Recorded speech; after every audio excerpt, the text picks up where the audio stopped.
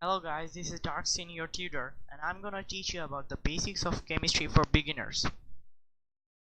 If you have problems with chemistry, this video will help you to make your study more easier. So let's get started.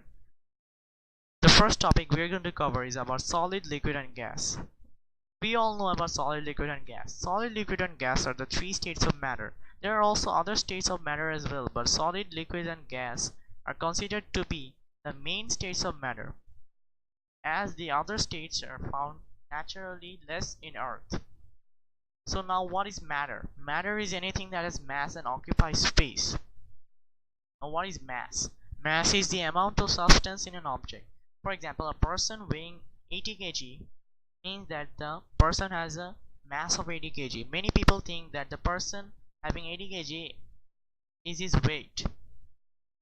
In science subjects like chemistry and physics, the 80 kg is considered to be the man's mass instead of weight, and this is the universal truth. Let's move on to the next topic, which is the properties of solid.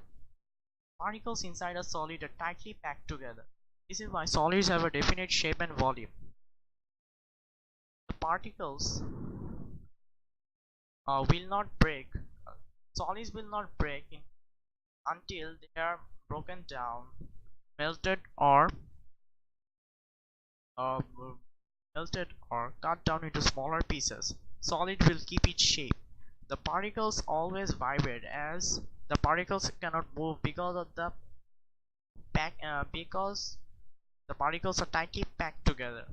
Let's move on to the next topic, which is the properties of liquid.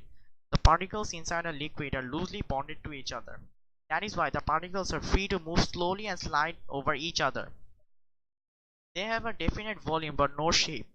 Uh, this is why liquids have to be kept in containers or beakers. If the uh, container or beaker is changed, the volume of the liquid will change, but liquids have no shape. Let's move on to the next topic, which is properties of gas. The particles inside a gas have minimum attraction to each other. They are not attracted to each other at all. Move very quickly in all directions. They have no definite shape and volume, and that is why gases have to be kept in a container. If a part of the container is open, the gas particles will quickly mix with the air particles and escape. Let's move on to the next topic, which is diffusion. Now what is diffusion? The definition of diffusion is it is the movement of particles from a high concentrated area to a low concentrated area. For example, when perfume particles mix with gas particles in the air, the perfume gives off invisible particles of itself. These particles mix with the gas particles in the air. When particles mix like this, it is called diffusion. Diffusion actually happens by itself. We don't need to mix or stir these substances. Let's move on to the next topic, which is atoms and molecules. Scientists believe that everything is made up of tiny particles. What are these particles like? It is a difficult question because nobody has ever seen one. They are too small, so scientists have had to think up ideas which explain the things they can see. Around 1805, John Dalton put forward his ideas. He thought that the smallest particles were like hard, tiny snooker balls. They could not be split. He called these atoms. Atoms are Greek words. In the later videos, we will know that atoms can be split into smaller sections. Dalton suggested that there were just a few dozen different types of atoms. He made up a list from substances which could not be broken down at that time. He explained the millions of different substances on Earth quite simply. Atoms could join together in different combinations to make new substances. Many of Dalton's ideas are still useful today. There are 92 different types of atoms found naturally on Earth. Our body is made up of from just 26 of these. Some atoms are made artificially. For example, uranium.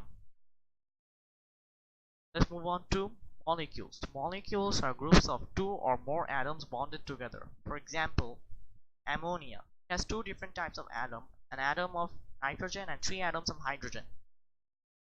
The most well-known chemical formula in the world is H2, a molecule of water. It has two atoms of hydrogen and an atom of oxygen. Let's move on to the next topic, which is symbol. Each atom has its own name and chemical symbol. Most symbols are taken from the English names. Some are based on their Latin names. Some points about symbol. We always use a capital letter for the first letter of a symbol. If the symbol has a second letter, it is always a small letter. Examples include copper for Cu, iron for Fe, nitrogen for N,